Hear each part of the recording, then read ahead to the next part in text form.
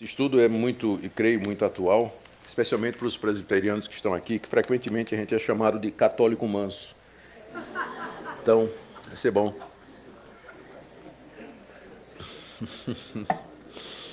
Quando não sorveteriano, né? Então... Ai, ai. Eu sempre oro a Deus e digo, Senhor, não deixa eu ficar fazendo piadinha sem graça lá. Mas tem que orar com mais fé, viu? Gente, sobre o catolicismo romano, dispensa apresentação. O Brasil ainda é um país católico e, por sinal, um dos maiores países católicos do mundo. O catolicismo ainda é a religião com o maior número de adeptos no Brasil, embora esse número venha caindo. Alguns dados aqui, que são baseados em pesquisas pesquisas oficiais feitas pelo governo. Em 1940, veja só, 1940, 70 anos atrás, 95% dos brasileiros se diziam católicos. Então, de fato, né, os evangélicos eram, relativamente falando, inexpressivos. Há 51 anos depois, um censo de 1991, 83% se declararam católicos. Já deu uma queda aí. 9 anos depois, teve um censo no ano 2000, 73,6% se disseram católicos. Teve mais uma queda. E em 2010, no censo do IBGE, 64% se declararam católicos. Fazendo as contas aqui, o catolicismo perdeu em 70 anos 31% de membros. Então, hoje, o catolicismo representa na faixa aí de 60% ou 55% da população brasileira. E nós temos que lembrar que dessa quantidade, só uma pequena porcentagem é realmente praticante. Muita gente se declara católico porque nasceu no Brasil ou de uma família católica, mas os que vão à missa realmente, que conhecem a doutrina da Igreja Católica, que estão envolvidos com o catolicismo, isso é uma porcentagem muito menor. Eu creio que essa queda que vem se acelerando nos últimos anos é principalmente graças ao avanço das igrejas evangélicas, particularmente das igrejas pentecostais e neopentecostais, que têm uma evangelização mais agressiva com relação ao catolicismo. Aliás, essa agressividade rendeu aí um episódio famoso do obreiro da Universal chutando a santa, quem não lembra, né? E o obreiro teve que ser mandado para fora do país. Ele foi evangelizar na África, segundo nós tivemos notícia. Que não dava para ele ficar aqui no Brasil, tal a reação, não é, que provocou. Então, esse tipo, outras reações e queixas, por exemplo, dos missionários e obreiros dessas igrejas neopentecostais que vão para as praias no Réveillon para chutar ou para desfazer aqueles rituais religiosos feitos aí, Iemanjá e tudo mais. Então, tudo isso se tornou bastante conhecido. De uma forma ou de outra, esse avanço das igrejas pentecostais e neopentecostais foi dentro do filão católico, que vem diminuindo, né? Enquanto que o movimento neopentecostal e pentecostal vem crescendo. Mas quando começou a Igreja Católica? Depois da morte dos apóstolos, e o cristianismo se espalhou pelo Império Romano todo, através do trabalho deles, e também da evangelização feita pelos membros, os cristãos.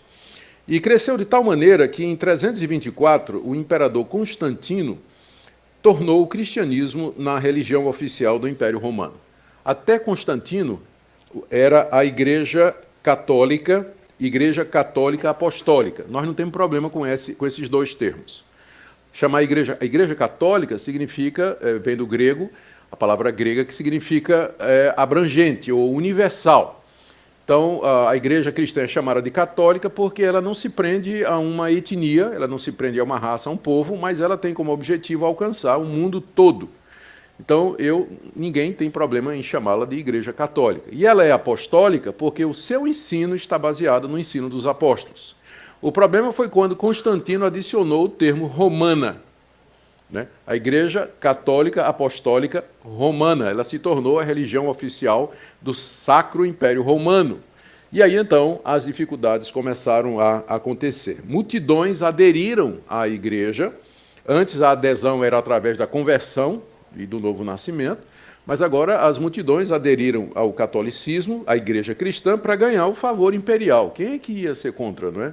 o imperador decretou o cristianismo como religião oficial, todo mundo queria ser católico. E aí, claro, não se conformando com a pureza do evangelho simples e também com a entrada em massa de gente não convertida dentro da igreja, que se abriu a porta, então, para o acréscimo de ritos e doutrinas que não tinham origem na Bíblia nem no ensino dos apóstolos, mas era uma espécie de sincretismo, que seria a fusão do cristianismo com as crenças dessas massas que entraram na igreja sem que houvesse renovação da sua mente ou conversão ou transformação de vida.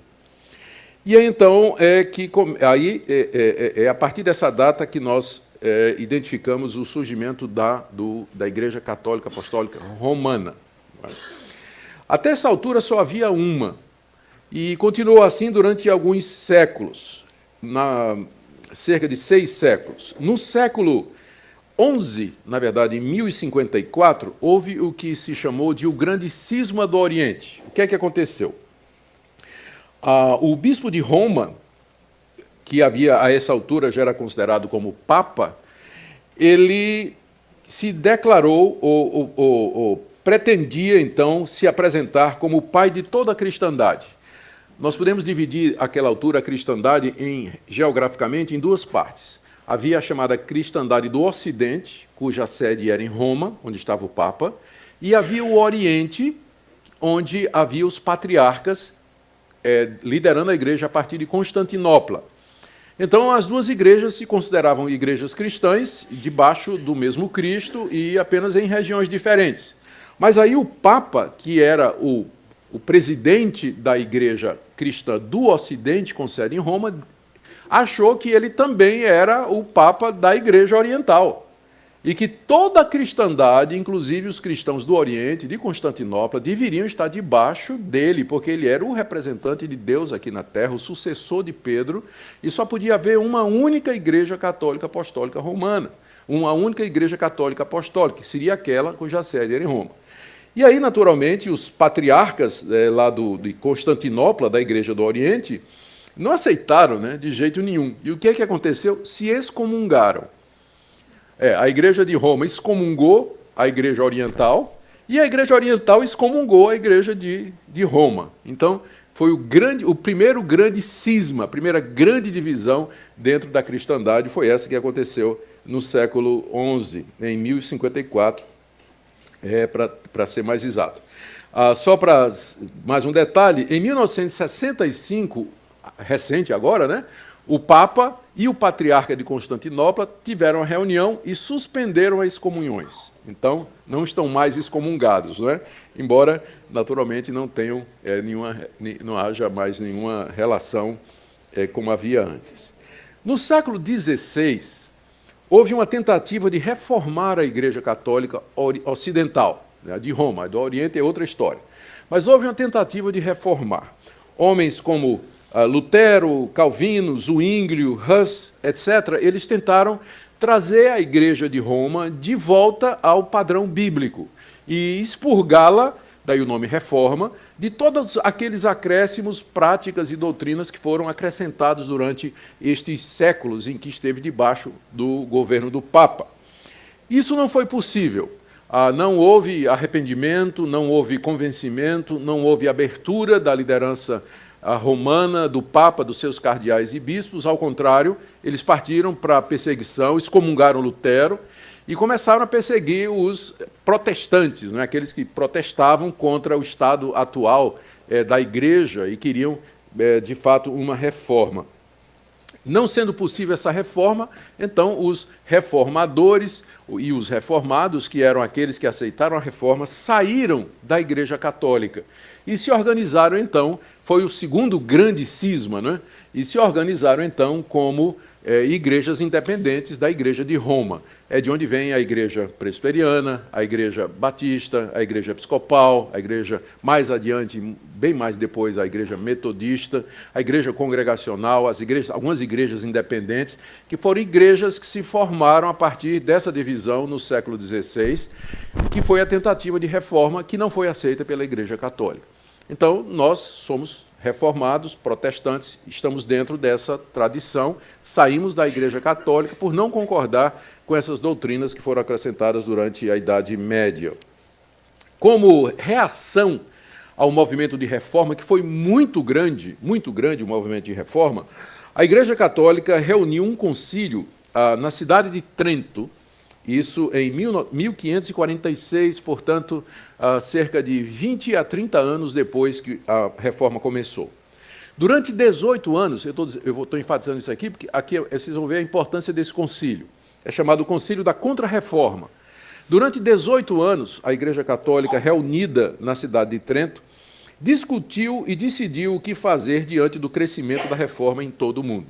E aí tomou algumas decisões que valem até hoje para a Igreja Católica. Essas decisões nunca foram reformuladas ou retiradas. Primeiro, condenou a doutrina protestante da justificação pela fé. Oficialmente, a Igreja Católica considera anátema ou maldita a doutrina de que o homem é justificado pela fé somente sem as obras da lei. Isso faz parte dos cânones de Dort. Ela declarou como o texto bíblico autêntico a tradução de Jerônimo, denominada Vulgata, como sendo a Bíblia verdadeira. O que aconteceu é que no século IV, esse padre muito erudito, muito capaz, chamado Jerônimo, a pedido do rei, ele fez uma tradução do grego e do hebraico e do aramaico, usando também traduções anteriores, a chamada Velha Latina. Ele fez uma tradução para o latim, no que ficou chamado de Vulgata Latina, ou seja, o latim vulgar, o latim do povo. Isso foi feito no século IV. E essa Bíblia, então, ela vinha servindo como base para a... Só que nessa Bíblia, o Jerônimo, quando fez a tradução, ele traduziu não somente aqueles livros que nós conhecemos, os 66 livros canônicos, mas ele introduziu os apócrifos e pseudepígrafos também. Só que não eram reconhecidos pela Igreja. Estava lá para quem quisesse consultar, quisesse saber. A Igreja usava aquele cânon que nós conhecemos. E aí, na Reforma, os reformadores, eles expurgaram a Bíblia desses livros e ficaram só com os 66 livros que vinha desde o começo. Na Contra-Reforma de Trento, ela então oficializou a Vulgata Latina, que incluía os livros, os pseudepígrafos e os apócrifos, né? E aí está a diferença entre a Bíblia protestante e a Bíblia católica. Vem do Concílio de Trento, quando eles oficialmente reconheceram a Vulgata Latina com os seus acréscimos, como sendo a Bíblia da Igreja Católica. Mas aí, é claro, quando você vai conversar com um católico sobre o Evangelho, você pode pedir a Bíblia dele. Você tem uma Bíblia aí? Tenha. E traz. Porque nos livros que temos, é a mesma coisa. Não tem diferença nenhuma. Então, você pode usar os tradicionais textos bíblicos a partir de uma Bíblia católica, porque estão todos lá. Além disso, o Concílio de Trento declarou e reafirmou 7 sacramentos que são indispensáveis para a vida da Igreja. O celibato, a confissão auricular, a unção com óleo, o casamento, a vocação, são 7. Mais adiante eu vou falar sobre eles. E declarou também a indissolubilidade do matrimônio. Não pode. A Igreja Católica, até recentemente, não aceita a dissolução do matrimônio. Inventaram um tal do desquite, deram um jeito, porque a natureza humana a gente sabe como é. Mas em Trento declarou indissolúvel. Oficializou o culto dos santos e das relíquias e oficializou a doutrina do purgatório e das indulgências. Então, isso foi feito no século XVI, em Trento, no chamado Concílio da Contra-Reforma, e nunca foi revogado. Então, essa é a doutrina oficial da Igreja Católica até hoje. Eu sei que ela esconde muito disso quando se relaciona com os protestantes, não é? E, às vezes, tem uma cara mais evangélica, mas, oficialmente, se um católico conhecesse a doutrina da igreja dele, ele veria que a igreja ela continua adotando essas práticas e pensamentos até o dia de hoje. Vamos ver aqui, então, isso foi apenas um histórico, da Igreja Católica, e nós agora vamos dar uma olhadinha nas suas doutrinas básicas. Primeiro, o que é que a Igreja Católica reconhece como fonte de autoridade? De onde ela tira as suas doutrinas? Onde ela apoia as suas práticas? Em primeiro lugar, ela reconhece como fonte de revelação e autoridade 3 coisas. Primeiro, a Bíblia, na Vulgata Latina, que é reconhecida como fonte de revelação. Segundo, o magistério da Igreja, ou seja, as declarações e pronunciamentos do Papa, ou do Concílio de Cardeais, em termos de doutrina, que é considerado também como inspirado e autoritativo, e a Sagrada Tradição, que é a coleção de interpretações da Bíblia e criação de doutrinas que vem sendo feita desde o início da Idade Média até agora. No Concílio de Trento, a Sagrada Tradição e o magistério da Igreja receberam a mesma autoridade da Bíblia. Deixa eu ler para vocês aqui a seção quarta do Concílio de Trento. Diz aqui: a verdade está contida nos livros escritos da Bíblia e nas tradições orais. Deus é o autor do Antigo Testamento e do Novo, bem como das mesmas tradições, que se referem tanto à fé como aos costumes, quer sejam só oralmente recebidas de Cristo, quer sejam ditadas pelo Espírito Santo e conservadas por sucessão contínua na Igreja Católica. Resumindo, a Igreja Católica acredita em revelação continuada. Deus não parou de se revelar quando a Bíblia terminou.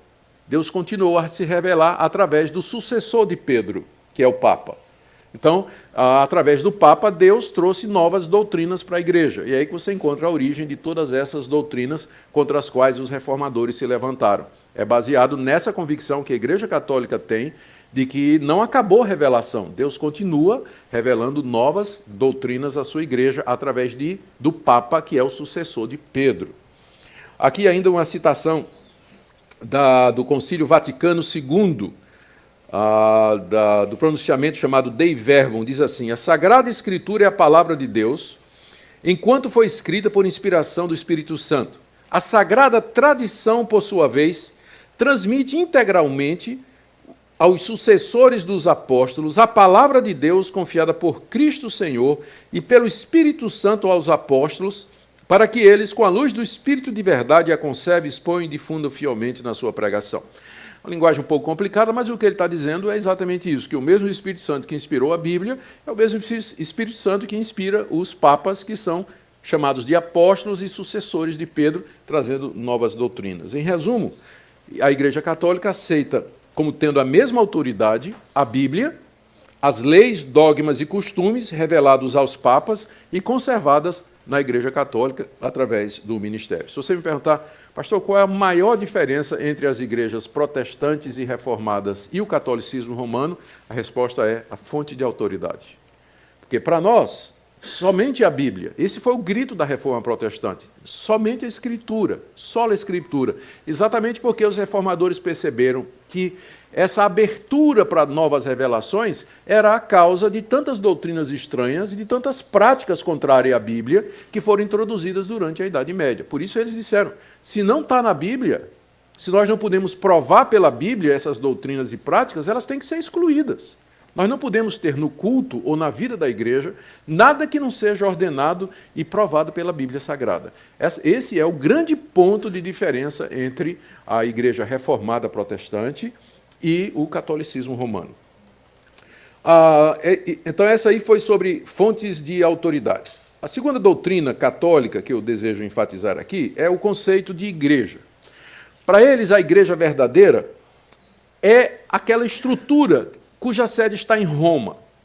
Enquanto que para nós e para os reformadores, a igreja, como corpo de Cristo, é um organismo vivo, independente da sua estrutura, do local onde ela esteja e tudo mais. Para o catolicismo, a igreja verdadeira é aquela estrutura encabeçada pelo Papa, pelos cardeais, e que vai descendo até chegar nas igrejas locais, onde elas são presididas pelos seus padres e pelos seus bispos e assim por diante. Essa é a igreja verdadeira. Por isso que eles dizem que não há salvação fora da Igreja Católica. Essa é uma afirmação deles. Não há salvação. Se você não for católico, não fizer parte e não estiver debaixo da cabeça da igreja, que é o Papa, você não pode se salvar. Aqui tem um pronunciamento do Papa Pio IX, em 1864, que diz assim: a Igreja Católica é a única verdadeira religião. É a única verdadeira religião. E ainda Bonifácio VIII, em 1302, já tinha declarado: dizemos e determinamos que cada criatura humana deve se submeter à autoridade do Papa de Roma para a sua salvação. Para a sua salvação. Então, do ponto de vista da Igreja Católica, quem está fora do domínio do Papa, então ele também está fora da verdadeira igreja e, portanto, ele não pode ser salvo. Não é?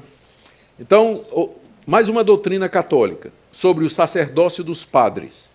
O padre é visto na Igreja Católica como um sacerdote à semelhança do Antigo Testamento. No Antigo Testamento, os sacerdotes eles eram os mediadores entre Deus e os homens. Eles ofereciam sacrifícios em nome dos homens diante de Deus e, da parte de Deus, recebiam a graça e o perdão que eles conferiam e davam para os pecadores. Então, funcionava como uma espécie de mediador. É semelhante ao que há na Igreja Católica. O padre ele é considerado como uma espécie de mediador entre o católico e Deus. Veja algumas citações. No Concílio de Trento, 1546, o sacerdote pode perdoar pecados como Deus. Ele pode perdoar pecados como Deus, já que ele é esse mediador entre Deus e entre o homem e Deus e os homens. Daí, os católicos dão tanta importância à confissão.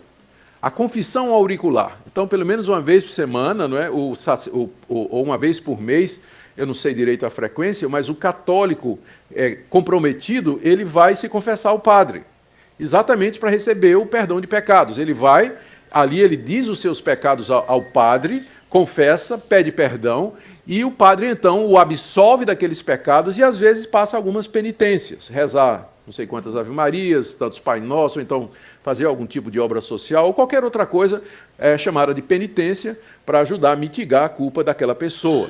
Então, exatamente por que o católico dá tanta importância a ir se confessar ao padre? É porque, na visão católica, o padre ele é o mediador entre Deus e os homens. Ele funciona como um sacerdote com autoridade para perdoar pecados.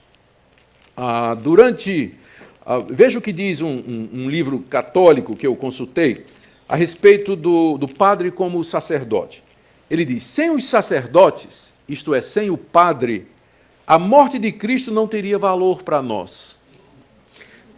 Por quê? Porque pelas suas palavras, os sacerdotes transformam um pedaço de pão em Deus. Então, na visão católica, o que está acontecendo ali na missa, muitas vezes os evangélicos não sabem o que é a missa. Mas ali na missa, a ideia católica é que o sacerdote, através do pronunciamento daquelas palavras que Cristo pronunciou na noite da ceia, isto é o meu corpo, isto é o meu sangue, o sacerdote, ao pronunciar estas palavras, ele efetua o milagre da transubstanciação.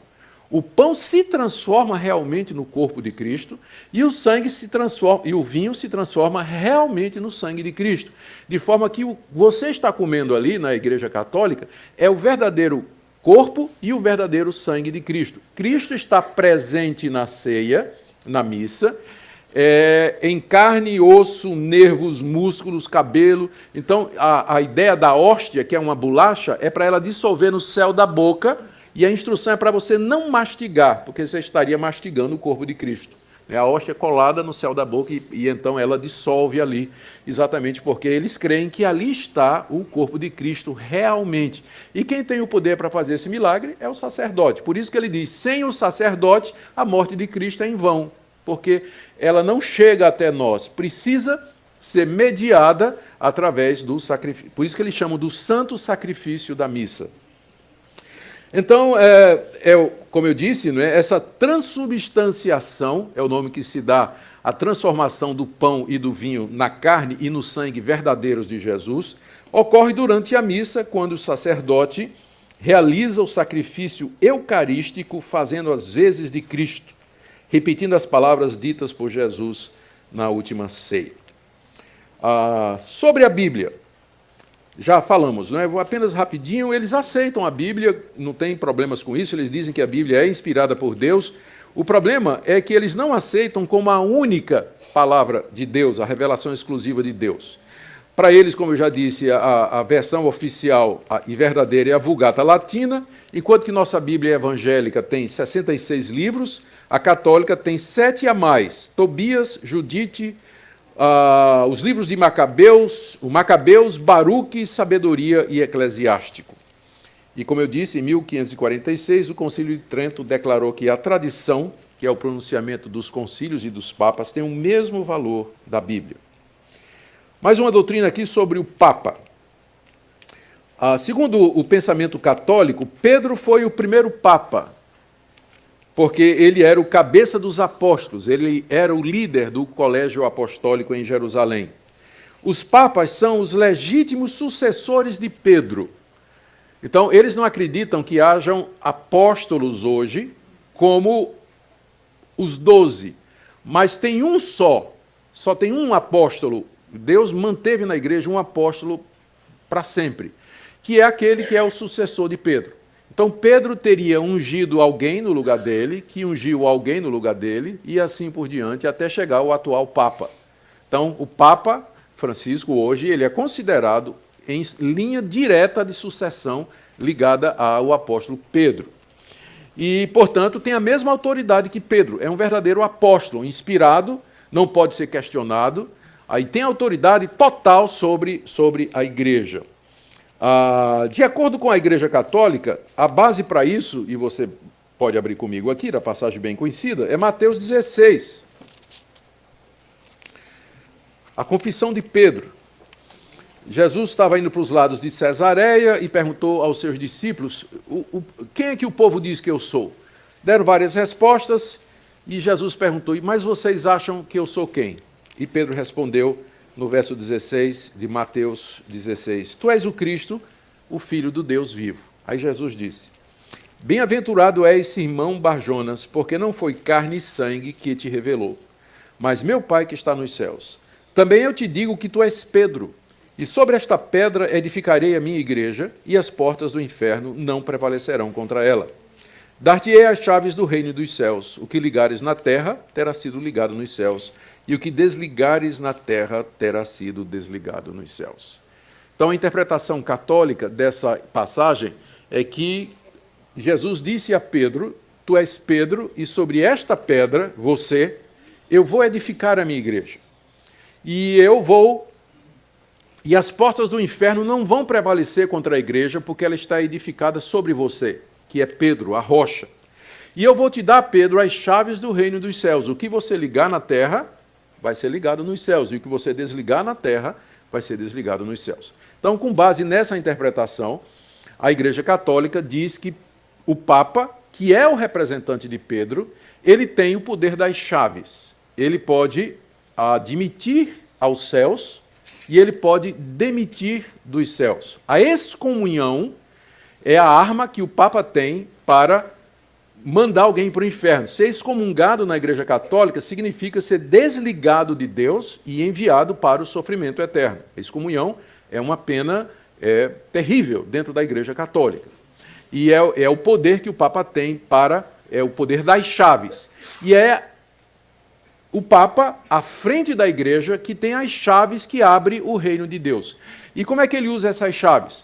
Através da confissão, através da ceia, através da missa, através da extrema-unção, enfim, todos aqueles métodos que eu já referi, que são usados como mediação para a pessoa chegar até Deus. Por isso que eles dizem que fora da igreja não há salvação, porque o representante da igreja, que é o Papa, está lá. Então, essa é a interpretação que eles fazem de Mateus 16, eu vou voltar a esse texto mais adiante. Estou apenas explicando o que é que eles pensam. Então, Pedro tem esse poder para admitir na igreja, para excluir dela, poder total, e Deus, lá no céu, ratifica o que Pedro faz aqui na terra. Pedro aqui, leia-se o Papa. Apesar de Constantino ter declarado o cristianismo como religião oficial de Roma no século IV, foi somente no século V que o primeiro Papa surgiu. O nome dele era Leão I. Depois disso, o conceito foi se desenvolvendo ao longo dos séculos até a posição atual. E a história dos papas é muito interessante, há livros aí a respeito disso. Teve época que tinha 2 papas, 3, na verdade, cada um lutando para saber quem era o verdadeiro, e um excomungando o outro, né? E querendo saber quem era o verdadeiro papa e tudo mais. Procure esse livro aí, A História dos Papas, eu creio que você encontra num sebo, ou não sei se ele foi reeditado, tem muita coisa sobre isso. O Papa, segundo o Catecismo de Nova York, toma o lugar de Cristo aqui na Terra, é o cabeça da Igreja, líder infalível, dirigente universal da verdade, só sendo julgado por Deus e por homem nenhum. O Papa, falando ex cátedra, é infalível. Isso é uma declaração do Concílio de Trento de 1546. O que é que significa ex cátedra? É uma palavra, uma expressão latina que significa a partir da cadeira, ex, não é? De cátedra, cadeira. Ou seja, o Papa, sentado no seu trono, na sua posição oficial de líder da Igreja, o que ele disser é infalível. É a verdadeira palavra de Deus e tem que ser aceita pelos católicos. A infalibilidade do Papa, então, quando ele se pronuncia em matérias de fé e prática, foi declarada no Concílio de Trento e ratificada no Concílio Vaticano I, em 1870. Alguns exemplos aqui do Papa falando ex cátedra e cuja palavra é aceita como dogma pela Igreja Católica, tendo a mesma autoridade da Bíblia. O Papa Pio IX, em 1854, ele decretou a Imaculada Conceição de Maria, ou seja, que Maria nasceu sem pecado. Isso não está na Bíblia, é claro, é óbvio, não é? Não está na Bíblia, mas dentro do sistema católico foi uma revelação, uma conclusão a que o Papa chegou, uma doutrina nova que Deus deu à Igreja, de que Maria, para poder ser a mãe de Jesus, que não tinha pecado, ela mesma não podia ter pecado. A lógica é que a mãe de Maria também não podia, né? E nem a avó de Maria. E aí vamos ter uma linhagem de humanos sem pecado, né, que são os ancestrais de Jesus. O Papa Pio XII, em 1950, na sua bula Munificentíssimos Deus, definiu a Assunção de Maria. É outro dogma católico. Isso aí foi de 1950, de que Maria ela não morreu, mas ela foi assunta aos céus. Subiu aos céus, assentou-se lá no trono e foi declarada Rainha dos Céus. Isso é um dogma católico do Papa Pio XII de 1950 e é considerado como palavra de Deus e infalível. E já que falamos de Maria, não é? Ela foi chamada pela primeira vez Mãe de Deus no Concílio de Éfeso em 431. O silogismo católico é interessante, é mais ou menos assim. Jesus é Deus, Maria é mãe de Jesus, logo Maria é mãe de Deus. Não parece lógico? Qual o problema dessa lógica aí? Está na primeira declaração, quando diz que Jesus é Deus. Não está errado, mas é incompleto. Jesus é Deus e homem. Verdadeiro Deus e verdadeiro homem. Então, Maria é mãe de Jesus. Leia-se do lado, ou da parte, ou da natureza humana de Jesus. A conclusão, portanto, é falsa quando diz que Maria é mãe de Deus. Né? Deus não tem mãe. Maria, ela é mãe de Jesus enquanto homem, o que não significa que ela seja mãe de Deus. Mas é esse o pensamento da Igreja Católica. No livro A Glória de Maria, tem essa declaração: Maria é a verdadeira mediadora entre Deus e os homens. Vê só, Maria é a verdadeira mediadora entre Deus e os homens. Os pecadores só recebem perdão através de Maria. Isso se tornou popularizado naquele plástico, né, que os católicos colocam no carro, tudo por Jesus e nada sem Maria. Então, definiu bem, né, esse pensamento católico. E ela, então, é considerada a Rainha dos Céus. Rainha dos Céus. No mesmo livro sobre a glória de Maria, se diz, na página 180, ela tem todo o poder no céu e na terra. Como eu disse, o Papa Pio IX, em 1854, declarou a Imaculada Conceição de Maria, e em 1950, o Papa Pio XII declarou: Maria ressuscitou dos mortos, eu tinha falado que ela subiu ao céu sem morrer, perdão, não foi isso.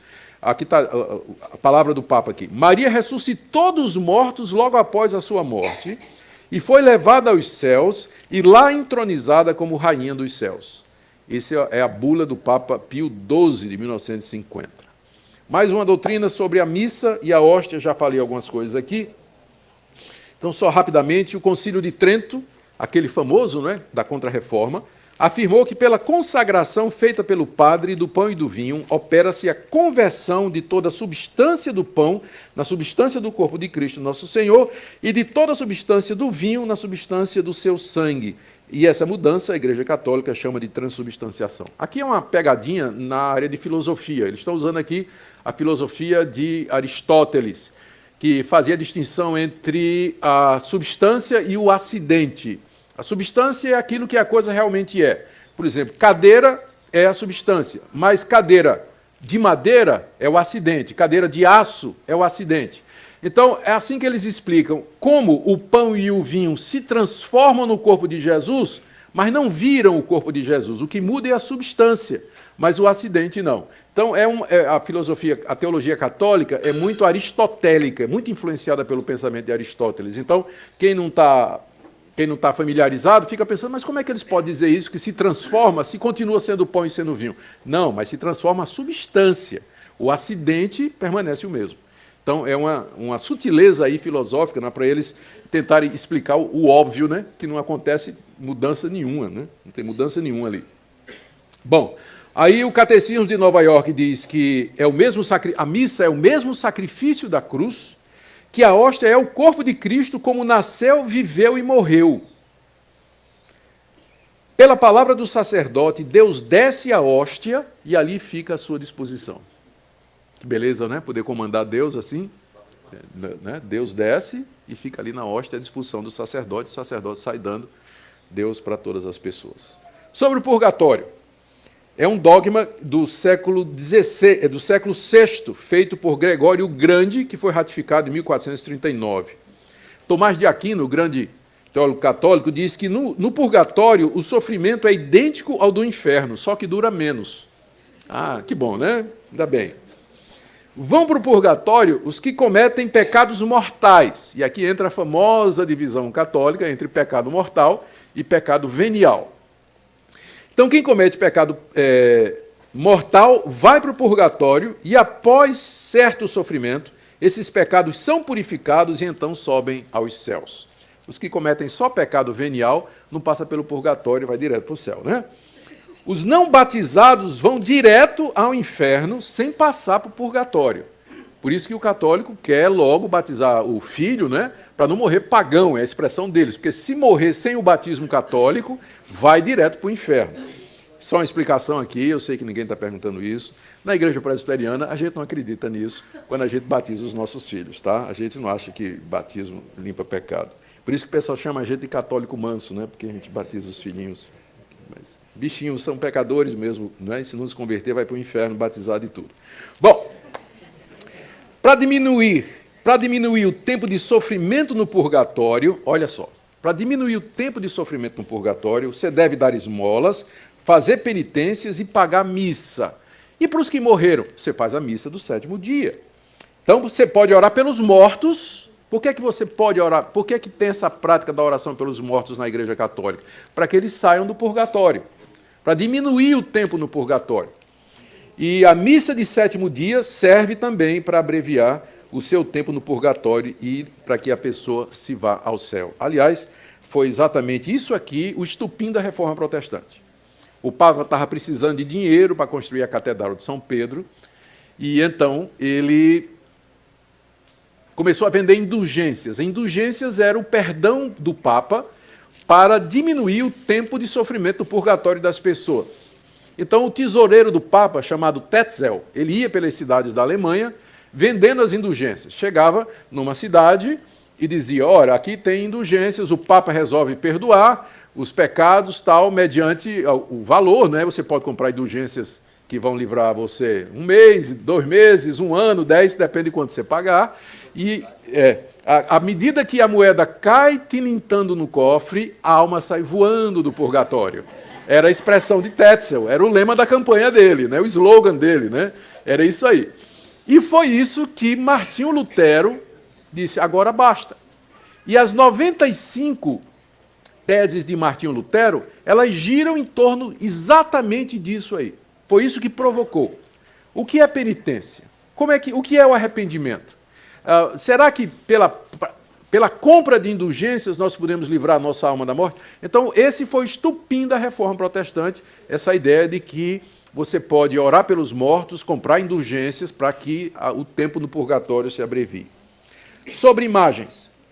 No início, as imagens as imagens e pinturas, elas foram introduzidas na igreja para evangelizar os analfabetos. A pergunta era, como é que nós vamos evangelizar essas massas que estão entrando na igreja, né? Se o pessoal... É tudo analfabeto. Lembra que naquela época o índice de analfabetismo era gigantesco, né? O pessoal que sabia ler era 1%, né? 2% da população. Então, como vamos evangelizar essas pessoas se elas não têm esses conceitos, elas não são capazes de pensar logicamente? Então disseram, não, mas elas podem entender gravuras, imagens. Então, se a gente tiver, por exemplo, a representação de Cristo morrendo na cruz, uma imagem de Maria, uma imagem de Pedro, de Paulo, isso vai inspirar fé no coração dessas pessoas. E vai ajudá-las, vai servir como uma espécie de auxílio, como a gente faz com criança. No departamento infantil a gente usava, né, flanelógrafo, tem figuras, tem livros com gravuras para ajudar a criança, porque ela não consegue perceber. Então tem muita gente que também precisa de ajuda visual para poder entender o Evangelho. Então essa foi a ideia que abriu a porta para a entrada na igreja da representação de santos, de Jesus, de Maria, e assim por diante, não é? Era essa a ideia inicial. O segundo concílio isso aí, quem começou com isso foi o Papa Gregório Magno, do século VI. No século VIII, o segundo concílio de Nicéia dogmatizou essa doutrina e autorizou a produção e a introdução na missa, nas igrejas e na alfabetização e catequização do povo, o uso de imagens e figuras. Em 1987, João Paulo II reafirmou como legítima essa doutrina. E a gente sabe o que é que aconteceu. O coração do homem é corrompido. O cidadão vê a imagem de São Paulo, em vez de se inspirar no grande apóstolo, ele vai lá, raspa um pouquinho do gesso, não é?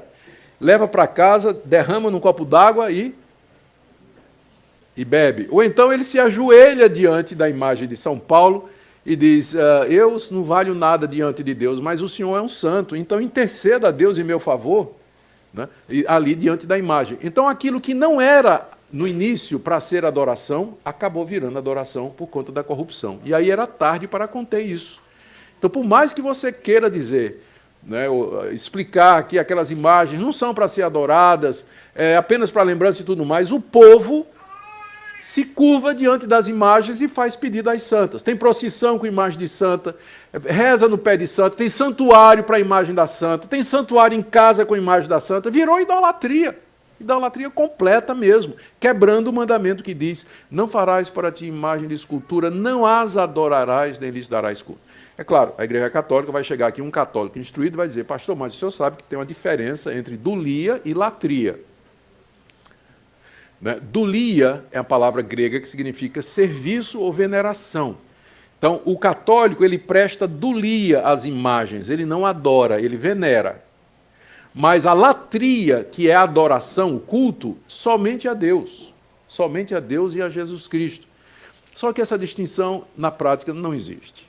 O católico mesmo, ele vai adorar as imagens, venerar as imagens, ele vai ter um lugar especial para elas, vai fazer procissão, vai fazer romaria até o local onde a imagem está, no santuário, vai fazer pedidos, e assim por diante. Então, essa grande idolatria dentro da Igreja Católica, ela tem origem no século VI, com o Papa Gregório Magno, que abriu a porta para a introdução disso aí. Talvez aqui seja a hora de alguém perguntar, mas pastor, mas então, a gente não faz uma coisa parecida, né? Quando para as crianças a gente tem gravuras, a gente faz representações de Jesus e tudo, eu creio que é bem diferente, não é? Quando a gente tem uma lição de escola dominical para crianças, em que tem gravuras da história da redenção, de Cristo curando um cego, ou morrendo na cruz, ou qualquer outra coisa, a gente explica para as nossas crianças que aquilo ali é uma representação do que a Bíblia está nos dizendo. Não há nenhum estímulo para que as crianças adorem, venerem ou façam pedidos àquelas gravuras. Eu não conheço ninguém que foi educado na igreja protestante, indo para o departamento infantil, aprendendo com o flanelógrafo, com as imagens e com as gravuras, e que se tornou um idólatra, que por conta disso adquiriu uma imagem de Jesus, ou de Deus, ou do Espírito Santo, e venera e adora na sua casa. Não existe isso. Eu digo isso porque tem alguns irmãos que têm escrúpulos com relação a isso e acham que, para evitar a idolatria, nós não devíamos nem ter figura de Jesus no nosso material para o departamento infantil. Eu entendo o zelo desses irmãos, mas eu acho que aí já é ir longe demais. A proibição é você fazer imagens com o objetivo de cultuar essas imagens e adorar essas imagens, que está muito longe, né, do que se faz nas igrejas protestantes. Bom, só para vocês, um detalhe aqui curioso, o catecismo católico ele tem uma ordem diferente dos 10 mandamentos, que é a ordem que nós temos. Para nós, o primeiro mandamento é: não terás outros deuses diante de mim. O segundo mandamento é: não farás para ti imagem de escultura. Não as adorarás, não lhes darás culto. E aí vem a advertência de que Deus castiga quem vai fazer isso. Depois vem o terceiro mandamento: não tomarás o nome do Senhor teu Deus em vão. E vem o quarto mandamento, que é sobre a guarda do dia de descanso. Então, são 10 mandamentos dentro da tradição protestante. A Igreja Católica, o que é que ela fez? Ela juntou o primeiro mandamento com o segundo. Então, o primeiro mandamento na Igreja Católica é: não terás outros deuses diante de mim, não farás para ti imagem de escultura. Qual o efeito disso? É que no nosso lado, o primeiro mandamento diz: você não pode ter nenhum outro Deus diante de você. O segundo mandamento diz: você não vai fazer imagem de nada para adorar. Não vai fazer imagem de homem, de bicho, de árvore, de sol, de nada para adorar. Mas na hora que você junta, na Igreja Católica, o segundo mandamento com o primeiro, a ideia é que você não faça imagem de Deus. Não está proibindo fazer imagem de santo, de qualquer outra coisa. Então ele junta o segundo mandamento ao primeiro, tendo o efeito, então, de que o segundo mandamento é explicado pelo primeiro. Não terás outros deuses diante de mim. Portanto, não farás para ti imagem de escultura, me representando. Não está proibido fazer imagem de pessoas, de santos e etc. E aí fica 9 mandamentos. Né? E onde está o 10º? Eles dividem o 10º mandamento em 2. Então, no catecismo católico, o 9º mandamento é: não cobiçarás. E o 10º mandamento é: não cobiçarás a mulher do teu próximo, não cobiçarás o boi do teu próximo, nem nada que pertença ao teu próximo. Então, eles fazem essa distinção para poder, com esse objetivo. Bom, sobre a justiça, isso aqui é crucial. Sobre a justificação do pecador diante de Deus. Como é que o pecador se justifica diante de Deus? A Igreja Católica, sim, ela afirma o pecado original, afirma o pecado de Adão, afirma que nós nascemos pecadores, afirma que nós estamos debaixo da ira e da culpa de Deus. Então, a pergunta é: de que maneira o pecador pode ser justificado diante de Deus? A teologia católica admite, não tem como, né, que Cristo morreu na cruz pelos pecadores e que Cristo morreu na cruz para nos justificar. Contudo, na teologia católica, a justificação do pecador não é um ato jurídico em que Deus considera justos e nos perdoa os pecados de uma vez para sempre, porque isso era o que os reformadores disseram. Deus, quando nós cremos em Jesus Cristo, Deus nos imputa, Deus atribui a nós a justiça de Cristo, ele nos torna justos diante dele. E, portanto, não há mais nenhuma condenação para nós a partir daquele momento. É isso que a justificação representa. Ela é recebida pela graça, mediante a fé, e consiste em Deus nos tratar como justos, porque Cristo tomou o nosso lugar. O que é que Deus fez na cruz? Uma troca. Cristo levou o meu pecado e eu recebi a justiça de Cristo. Então, isso é o que nós chamamos de justificação, e é dessa forma que o pecador é perdoado e salvo dos seus pecados. Mas no pensamento católico, o que Deus faz é colocar dentro de nós a sua graça, que nos transforma interiormente, e assim nós cooperamos na nossa salvação, praticando atos de justiça e cumprindo as exigências da Igreja Católica. É o que nós chamamos de graça preveniente, já falei disso ontem. Deus dá ao pecador a graça para que ele, fazendo atos de justiça, atos de misericórdia, boas obras, indo à missa, se confessando, tendo a extrema-unção na morte, ele então possa alcançar a salvação mediante Jesus Cristo. O pecado original, aqui tem uma distinção interessante. O pecado original, que é o pecado que nós herdamos de Adão, a culpa que nós temos de Adão, é lavada na água do batismo. Nós somos responsáveis apenas pelos nossos pecados, mas Deus não imputa a nós, ele não coloca sobre nós a culpa de Adão. na visão católica, não é? Claro que nós discordamos disso. E aí, então, no pensamento católico, existe a necessidade não somente de obras para que você seja salvo, mas de uma participação intensa nos sacramentos da igreja, como confissão auricular, missa e extrema unção. Nós já vimos que na teologia católica o sacrifício de Cristo na cruz só nos chega pelas mãos do sacerdote. O Concílio de Trento, veja só, o Concílio de Trento declarou que a justiça conquistada por Cristo na cruz deveria ser apoiada pela justiça do próprio pecador, que coopera assim com a graça. Aqui a gente faz uma distinção. O pensamento protestante, ele é monergista. Monergismo é uma palavra mono, somente, e do verbo grego que significa exercer algum esforço. Então, o pensamento monergista é que na salvação, somente Deus faz o trabalho. Nossa visão de salvação é monergista. Deus é quem salva, ele faz o trabalho. Tá certo? No pensamento católico, a salvação é sinergista, ou seja, o homem coopera juntamente, aí é a preposição grega sin, o homem coopera juntamente com Deus na sua salvação. Então, catolicismo é sinergista e a igreja protestante é monergista. Deus é quem salva. No pensamento católico, o homem colabora com Deus na sua salvação através dos meios de graça. Aqui eu vou terminar essa análise lendo o que disse o Concílio de Trento na sua seção 6, cânone 9. Se alguém diz que o pecador é justificado pela fé somente, significando que nada mais é requerido para cooperar a fim de obter a graça da justificação, e que não é de forma alguma necessária que ele seja preparado e disposto pela ação de sua própria vontade, que seja maldito. Se alguém disser que o pecador é justificado pela fé somente, que seja maldito.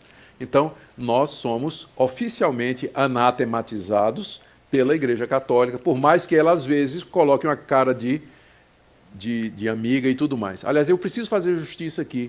Quando a gente fala, às vezes, o movimento ecumênico é a tentativa de aproximação dos protestantes com os católicos. E isso é muito forte no mundo todo, especialmente entre aquelas igrejas protestantes que já perderam o vínculo teológico com as grandes doutrinas da Reforma. Aquelas grandes igrejas liberais, elas se juntam com o catolicismo, fazem missa junta, consideram os católicos como irmãos em Cristo e tudo mais. Não é? Então, eles fazem esse tipo de coisa. Agora, é preciso dizer que a iniciativa não é do catolicismo. O movimento ecumênico não foi uma tentativa dos católicos de trazer os protestantes para perto deles. Eles nunca quiseram isso.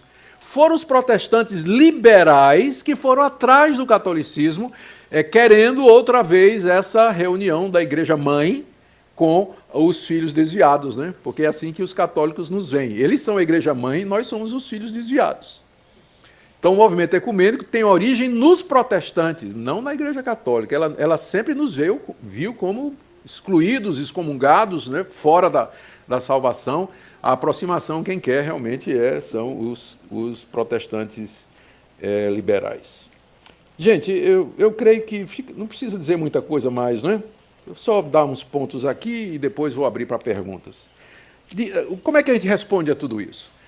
Bom, primeiro, para nós a igreja verdadeira não é uma instituição, mas a igreja verdadeira ela está fundada sobre Cristo. Efésios capítulo 2, verso 20, o apóstolo Paulo diz que a igreja está edificada sobre a doutrina dos apóstolos e profetas, sendo que Cristo é a pedra angular. Cristo é a cabeça da igreja, ele é o fundamento da igreja, e não Pedro, evidentemente. São membros da Igreja de Cristo aqueles que nascem de novo pela fé. E não é uma questão de tradição ou de você aderir a uma instituição, mas daquela transformação e regeneração que o Espírito de Deus faz mediante o Evangelho. Sobre o sacerdócio, o único sacerdote que existe é Cristo. É só você ler Hebreus capítulo 7, quando o autor faz a comparação entre os sacerdotes do Antigo Testamento e Cristo como sendo o sacerdote perfeito, que uma vez por todas ofereceu um sacrifício completo na cruz, que subiu aos céus e que intercede por nós. Então, a visão católica sobre o ministério sacerdotal dos padres usurpa o lugar de Cristo. Nós só temos um sacerdote, que é Jesus Cristo. E, a bem da verdade, Pedro diz que todos os crentes são sacerdotes. Ele diz isso na 1 de Pedro, capítulo 2. Vós sois raça eleita, sacerdócio santo, povo de propriedade exclusiva de Deus. João, no livro de Apocalipse, capítulo 1, versos 5 e 6, também se refere aos crentes como sendo sacerdote. O que é que significa isso? Que nós não precisamos de mediadores humanos, que nós podemos nos chegar a Deus livremente. Todo aquele que crê, ele tem acesso a Deus como o sacerdote tinha. Então nós não temos mediadores, pastor não é mediador, apóstolo, né, bispo não é mediador, reverendo não é mediador, nós não somos, não tem. Nosso único mediador é Jesus Cristo, ele está sentado à direita de Deus. Por isso nós repudiamos o Papa como mediador, o sacerdócio católico na sua mediação. Nós não podemos nos chegar à Igreja Católica como dissesse assim, é tudo irmão, não é? Porque a doutrina é diferente, completamente diferente da doutrina evangélica. Sobre a Bíblia, eu já disse que esse é talvez o ponto mais importante, não é? Para nós, a Bíblia é a única regra de fé e prática. E se algo não puder ser provado pela Bíblia, então nós não recebemos. E esse foi a grande defesa de Lutero, quando ele foi levado diante do Papa e do Imperador, para se explicar por que ele estava provocando aquela confusão na igreja, ou se ele estava disposto a se retratar sob pena de excomunhão. Qual foi a resposta de Lutero? Todo mundo sabe. Se eu não puder ser convencido pelas Escrituras, eu não me retratarei, porque a minha consciência está presa à palavra de Deus. Então, é esse o ânimo, o espírito protestante. A minha consciência está presa à palavra de Deus. Se não puder ser provado na Bíblia, eu não vou crer, eu não vou aceitar, eu não vou me submeter. Sobre o Papa, agora chegamos lá em Mateus 16, aquela famosa passagem, não é? Quando Pedro disse, tu és o Cristo, filho do Deus vivo, e Jesus replicou, tu és Pedro, e sobre esta pedra edificarei a minha igreja, é evidente que a pedra a que Jesus se refere não é a pessoa de Cristo, de Pedro, mas a declaração de Pedro, tu és o Cristo. Essa é a pedra sobre a qual a igreja está edificada. E quando Jesus diz a ele que vai dar as chaves do reino do céu, ele está dizendo isso ao Pedro confessante, Pedro enquanto representante de todos aqueles que professam Cristo como sendo o Salvador. Tanto é que mais adiante, no capítulo 18 de Mateus, essa mesma declaração, o que vocês fizerem na terra será ratificado nos céus, é prometido por Jesus à igreja reunida. Não a Pedro, mas à igreja reunida, no caso da disciplina de pessoas. Onde estiverem 2 ou 3 reunidos em meu nome, ali estarei eu no meio deles. E tudo que vocês pedirem no meu nome será concedido pelo meu Pai. Isso aí está no final do capítulo 18. Vocês podem conferir depois. Então, para nós, Pedro nunca foi a pedra. A pedra é a declaração dele, a confissão dele de que Jesus é o Cristo, o Filho do Deus vivo. Então, a igreja está edificada sobre essa declaração. Não pode ser Pedro, porque logo depois de ter dito, tu és o Cristo, o Filho do Deus vivo, diz, se você continuar lendo o texto, né, Pedro começa a tentar fazer com que Jesus não vá para a cruz. E o que é que Jesus diz para Pedro? Sai, Satanás. Se esse é o cabeça da igreja, estão perdidos, né? Porque numa hora ele diz que Cristo é o cabeça da igreja e na outra ele está influenciado pelo diabo a ponto de querer que Jesus não vá para a cruz. Esse é o mesmo Pedro, porque aí os católicos vão dizer, mas isso aqui foi antes de Pentecostes. Sim, mas leia Gálatas 2. Paulo chega em Antioquia e Pedro estava fazendo o jogo político lá com os judeus e com os gentios. E o que é que Paulo diz que fez com Pedro, lá em Gálatas 2? Eu o repreendi na cara, porque ele se tornava repreensível. Então, como é que fica a doutrina da infalibilidade ou da autoridade de Pedro aqui, se Paulo chegou e Paulo repreendeu Pedro porque Pedro estava em erro? E aí, também em Gálatas, Paulo diz que quando esteve em Jerusalém, se juntou com Pedro para fazer uma divisão do campo de trabalho. Aí Pedro e Paulo concordaram que Pedro ia ficar com os judeus e que Paulo ia trabalhar entre os gentios. Então, quem é o Papa mesmo? Paulo, né? Porque Paulo foi para a igreja toda. e Pedro ficou somente ali ministrando em Jerusalém. Então, se alguém tivesse que ser o Papa entre os apóstolos, o melhor candidato é Paulo, né, que repreendeu Pedro e escreveu mais livros do que Pedro, né? Então ele seria o candidato mais natural. Mas, na verdade, é claro, né, Paulo sabia que ele não era o representante de Cristo aqui nesse mundo, ele sabia que era um servo de Jesus Cristo e que vivia como escravo de Cristo para levar o nome de Cristo avante. E ele mesmo disse, ninguém pode pôr outro fundamento a não ser aquele que já está posto, Cristo Jesus, 1 Coríntios, no capítulo 3. Muito bem.